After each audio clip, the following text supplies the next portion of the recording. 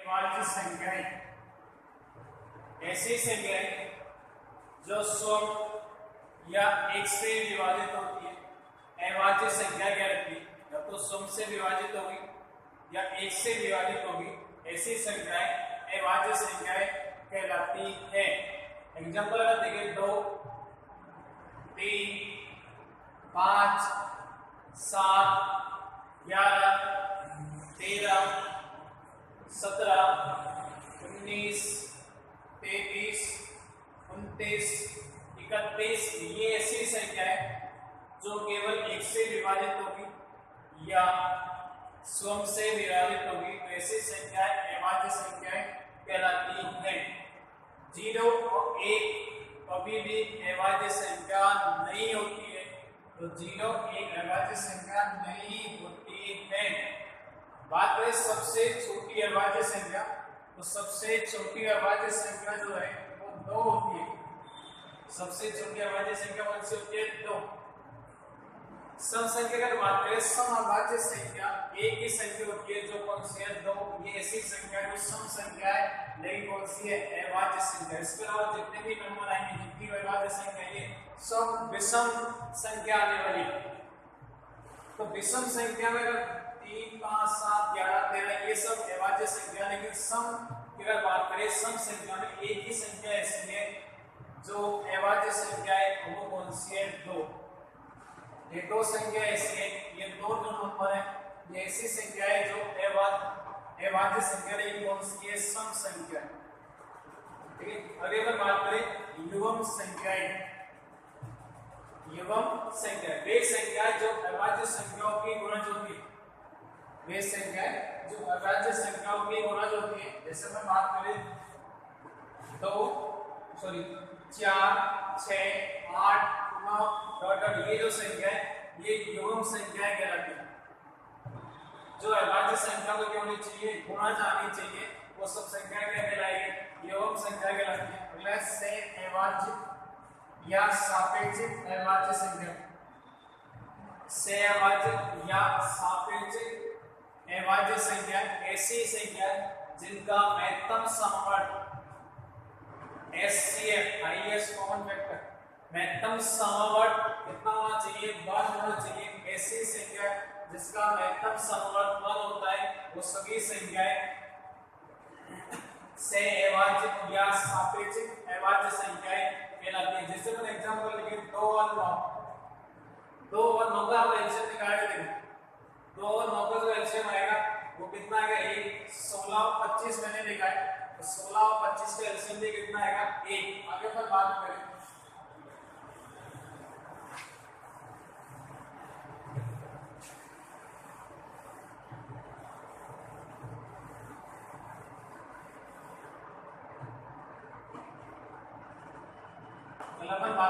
युग्म अवाच्य संख्या,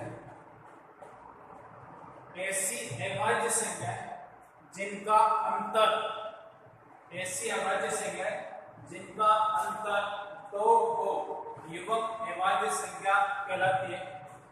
ऐसी अवाच्य संख्या जिनका अंतर 2 हो, युग्म अवाच्य संख्या कहलाती है। जैसे 5,3 दोनों अवाच्य संख्या है। 5 में से 3 माइनस करो कितना आएगा? 2। इस पर ऐसी अवाच्य संख्या जिनका अंतर कितना होना चाहिए? 2, युग्म अवाच्य संख्याएं कहलाती है। 5,3 अगला दर्शाता है 7,5 7,5 अगर हो गया तो नंबर ले सकते हैं। अवाच्य संख्या होती है 2 अवाच्य संख्या जिनका अंतर कितना होना चाहिए? 2 होना चाहिए, तो युग्म अवाच्य संख्या कहलाती है। आगे पर बात करें वास्तविक संख्या,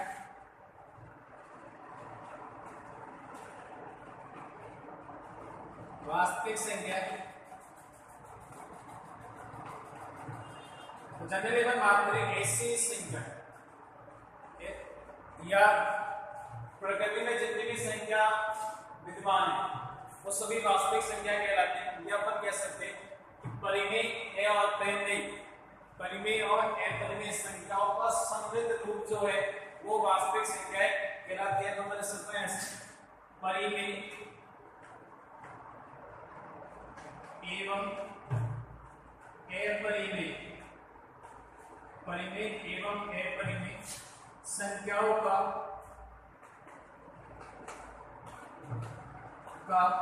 समृद्ध रूप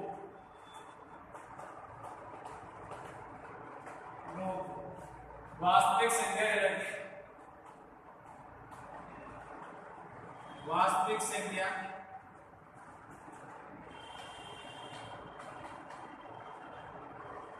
कहलाती है। वास्तविक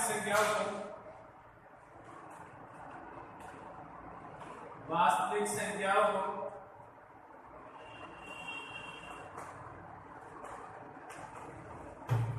capital R real number capital R से दर्शाते हैं।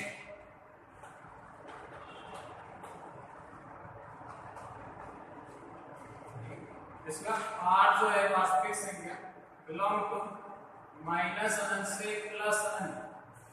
यानी जितनी भी संख्या है अपन बात करें प्राकृतिक संख्या अपने पढ़ी, प्राकृतिक संख्या पूर्ण संख्या पूर्णांक संख्या परिमेय अपरिमेय जितनी भी संख्या सभी संख्या किसमें आएंगे वास्तविक संख्या यानी परिमेय तथा अपरिमेय संख्याओं का समृद्ध रूप वास्तविक संख्याएं कहलाते हैं।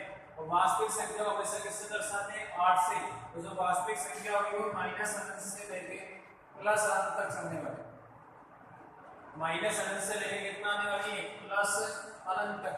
तो अपन बात करें वास्तविक संख्या परिमेय अपरिमेय संख्या का समृद्ध रूप या समृद्ध बात करें दोनों का जो कॉमन पार्ट तो वास्तविक संख्या कहलाते हैं। दोनों की संख्या होनी चाहिए वास्तविक संख्याओं को 8 से दर्शाते हैं। 8 को माइनस अनंत से प्लस युग्म अविभाज्य संख्याओं के मध्य की संख्या सदैव 6 से विभाजित हो सकती है। तो युग्म अविभाज्य संख्या आपको अगर देखनी है उनकी जो मध्य की जो संख्या है वो हमेशा 6 से विभाजित होगी केवल 3,5 को छोड़। यानी युग्म अविभाज्य से जो संख्या है के मध्य की जो संख्या वो 6 से विभाजित होगी। जैसे 3,5 को डालो 7 और 5 तो मतलब कितना आएगा 6 से विभाजित है। 13 और 11 मतलब कितना आएगा 12 6 से विभाजित है। 19 और 17 मतलब कितना आएगा 18 6 से विभाजित है। 31 और 29 मतलब कितना आएगा 30 6 से विभाजित है। तो ऐसी संख्या बनेगी जो हमेशा 6 से विभाजित होगी। तो युग्म बनेगा अपने पास तो 6 से विभाजित होगा। ध्यान रखना जो मध्य की जो संख्या होगी उसकी प्रत्येक पूर्णांक संख्या एक परिमेय संख्या होती है। यानी जितनी भी पूर्णांक संख्या वो परिमेय संख्या होती है लेकिन इसका विलोम सत्य हो ये आवश्यक नहीं हो। जरूरी नहीं है इसका विलोम हमेशा सत्य हो कि जो परिमेय संख्या वो हमेशा पूर्णांक संख्या हो, ये ऐसा सत्य नहीं है। एक परिमेय तथा अपरिमेय संख्या का योग सदैव अपरिमेय होता है। एक परिमेय और एक परिमेय तथा एक अपरिमेय संख्या का योग हमेशा सदैव क्या होता है अपरिमेय होता है। एक शून्य परिमेय और अपरिमेय संख्या का गुणनफल एक अपरिमेय संख्या होती है। एक शून्य यानी अशून्य संख्या होनी चाहिए यानी उसका आंसर 0 यानी अशून्य परिमेय संख्या परिमेय है लेकिन कौन सी अशून्य 0 ही हो सकती है। और एक परिमेय संख्या इन दोनों का जब आप गुणनफल करेंगे तो हमेशा कैसा आएगा परिमेय संख्या है। लेकिन ध्यान रखना एक शून्य परिमेय संख्या लिखी कौन सी संख्या ले शून्य परिमेय संख्या। शून्य परिमेय संख्या को मैं अपरिमेय संख्या से मल्टीप्लाई करूंगा तो संख्या आएगी वो परिमेय संख्या आएगी। क्यों आएगी क्योंकि मैं 0 से मल्टीप्लाई करने वाला हूं। 0 परिमेय संख्या और 0 से किसी भी नंबर को मल्टीप्लाई करेंगे तो 0 आंसर आने वाला है। तो जो 0 कैसा हुआ वो परिमेय संख्या हुई। उदाहरण में दो अपरिमेय संख्याओं का योगफल अंतर गुणनफल तथा भागफल एक परिमेय या अपरिमेय संख्या हो सकती है। वो डिपेंड करेगा संख्या क्या हो परिमेय भी हो सकती है और अपरिमेय भी हो सकती है। अगर अपन बात करें सम्मिश्र संख्याएं,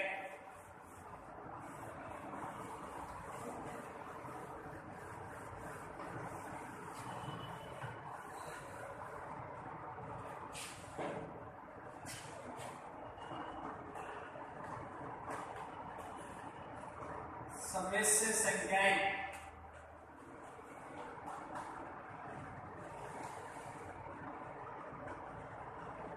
सम्मिश्र ऐसी संख्याएं, लिखना इसकी परिभाषा, ऐसी संख्याएं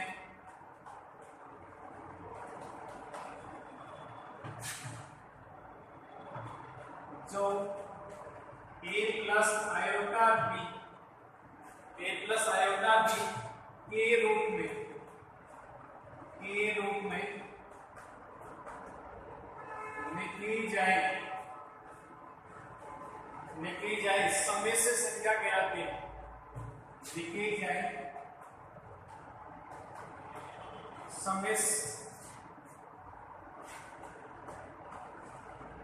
संख्या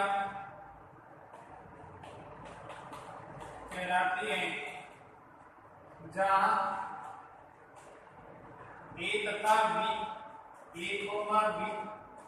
वास्तविक संख्या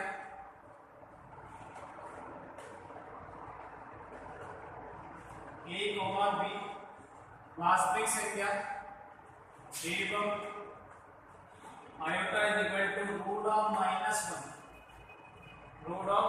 वन होता है। सम्मिश्र संख्या को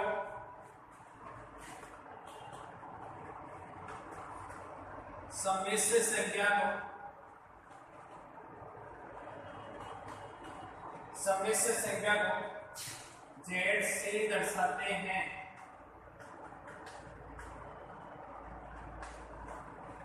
तथा इसके समुच्चय को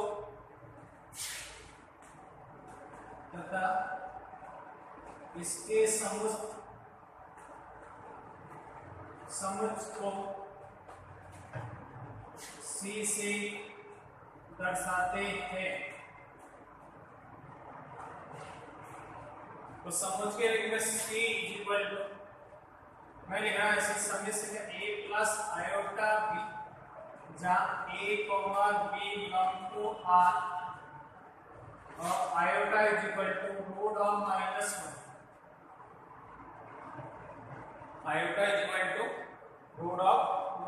वन। तो c equal to a plus iota b, यानी सम्मिश्र संख्या ऐसी संख्या जो a प्लस आयोटा b के रूप में लिखी जाए। इस वाले रूप में आपको नजर आनी चाहिए, जैसे 2 प्लस 3 आयोटा, ये मैं सिंगल 2 लिख रहा हूं, ये भी एक सम्मिश्र संख्या है। मैं 2 प्लस 0 इंटू आयोटा ऐसा लिख सकता हूं इसमें, 2 प्लस 0 इंटू आयोटा, तो ये भी एक सम्मिश्र संख्या बनेगी। क्या रहेगा, अगर मैंने केवल आयोटा लिखा तो भी सम्मिश्र संख्या होगी, इसको प्लस में 0 ले सकता हूं, 0 प्लस आयोटा, तो ये सम्मिश्र संख्या बनने वाली है अपने पास। तो ऐसी संख्याएं जो a प्लस आयोटा b के रूप की हो, वो सभी संख्याएं सम्मिश्र संख्या कहलाती हैं, जहां a और b दोनों नंबर वास्तविक होने चाहिए और आयोटा इज इक्वल टू होना चाहिए रूट ऑफ माइनस वन आना चाहिए। सम्मिश्र संख्या को जनरली अपन z से दर्शाते हैं तथा इसके समुच्चय को c से दर्शाते हैं। तो c is equal to a plus iota b, a comma b belong to r और iota is equal to minus का वन। एक नोट ध्यान रखना, अगर बात करें n जो है वो समुच्चय होता है w, क्योंकि ये प्राकृतिक संख्या 1 2 3 4 डॉट डॉट डॉट w यानी जब परिमेय पूर्ण संख्या बनेगी, ठीक है, पूर्ण संख्या बनेगी तो जो प्राकृतिक संख्या वो किसमें आएगी, पूर्ण संख्या में। फिर अपन उपसमुच्चय अपन लिख सकते हैं i, पूर्णांक संख्या, फिर अपन लिख सकते हैं q, और समुच्चय q, और समुच्चय q जो होगा वो वास्तविक संख्या r जो संख्या होगी वो उपसमुच्चय होता है इसका कॉम्प्लेक्स नंबर c, सम्मिश्र संख्या। तो ऐसा पर बात करें, ये वाली टर्म अपने पास होगी, ये उपसमुच्चय का साइन होता है ऐसे,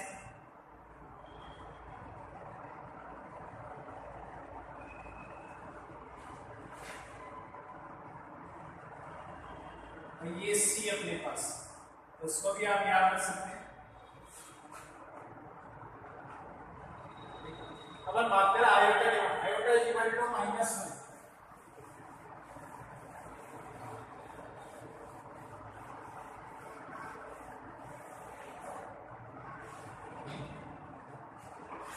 iota is equal to root of -1।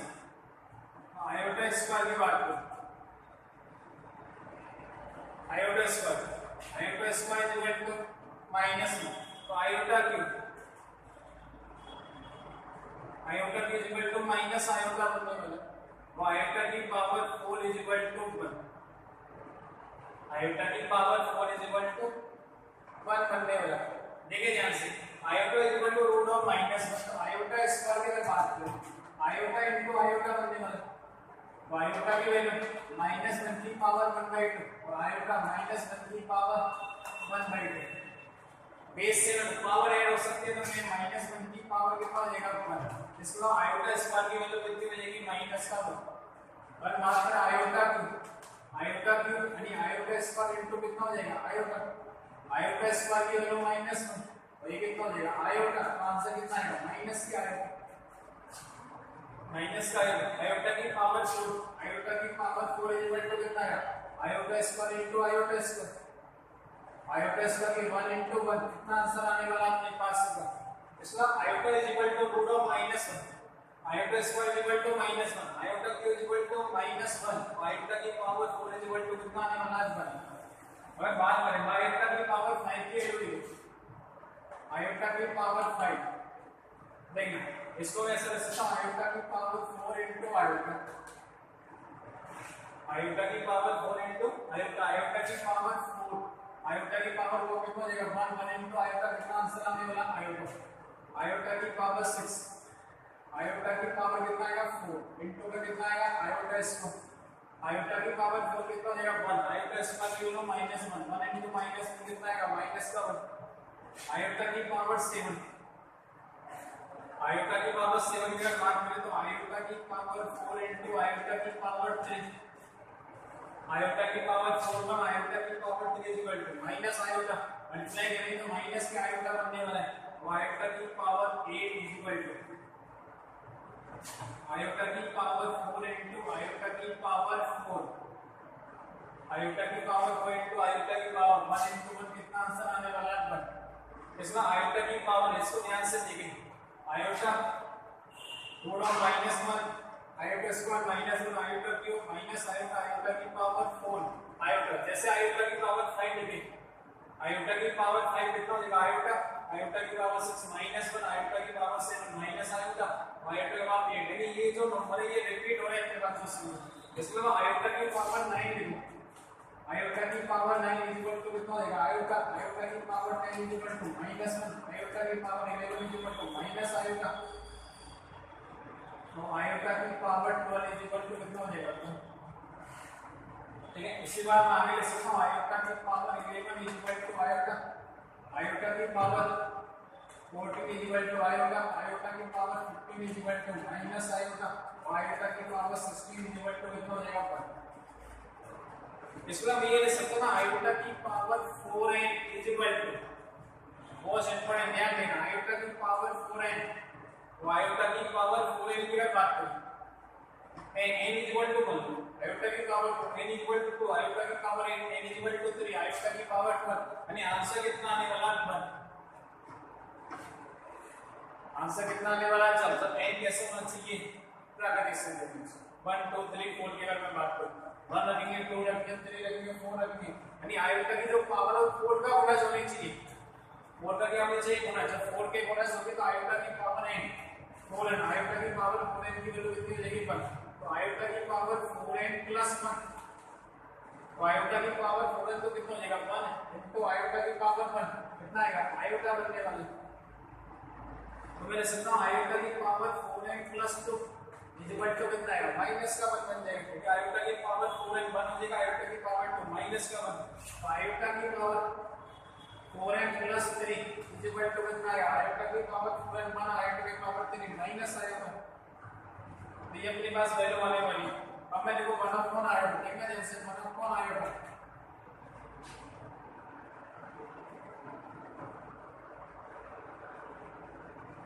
1 upon iota, 1 upon iota की बात करें, 1 अपॉन आयोटा, 1 अपॉन आयोटा की बात करें तो मैं आयोटा 1 को ले सकता हूं आयोटा की पावर 4 अपॉन आयोटा, तो आयोटा की पावर 3, तो आयोटा की पावर 3 की जो वैल्यू है वो माइनस का कितना हो जाएगा, आयोटा बनने वाली कितनी बनेगी अपने पास, माइनस का आयोटा बनने वाली, देखा जैसे फिर 1 अपॉन आयोटा स्क्वायर, ये बचेगा 1 अपॉन आयोटा स्क्वायर की वैल्यू माइनस में, तो ये माइनस का मान बन जाएगा, इसके बाद 1 अपॉन आयोटा की पावर 3, तो आयोटा की पावर 4 अपॉन आयोटा की पावर 3 कितना हो जाएगा, आयोटा आंसर आने वाला है 1 अपॉन आयोटा की पावर 4 लिखोगे तो आयोटा की पावर 4 की वैल्यू 1, तो 1 अपॉन 1 कितना आंसर आएगा 1, तो अगर अपॉन में भी आयोटा की पावर तो उसका क्या